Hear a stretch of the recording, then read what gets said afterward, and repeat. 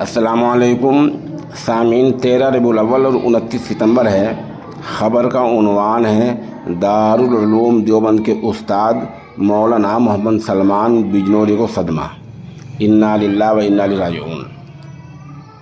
خبر ہم وہی سنائی دیتے ہیں جو حضرت والا نے ایک خط جاری کیا ہے۔ مولانا سلمان بجنوری لکھتے ہیں، السلام علیکم ورحمۃ اللہ وبرکاتہ۔ میرے بہنوئی مجیب الرحمان صاحب کا شاہین باغ دہلی میں آج صبح تقریباً 5:45 بجے انتقال ہو گیا ہے، انا للہ و انا الیہ راجعون۔ دعائے مغفرت کی درخواست ہے۔ میرے 4 بہنوئیوں میں سے یہی ایک باقی تھے جو آج دار باقی کی طرف رخصت ہو گئے ہیں۔ نماز جنازہ و تدفین شاہین باغ میں بعد نماز عصر ہوگی انشاءاللہ تعالی۔ محمد سلمان بجنوری، دارالعلوم دیوبند۔ سامعین سے دعائے مغفرت کی اور پسماندگان کے لیے صبر جمیل کی دعا کی درخواست کی جاتی ہے۔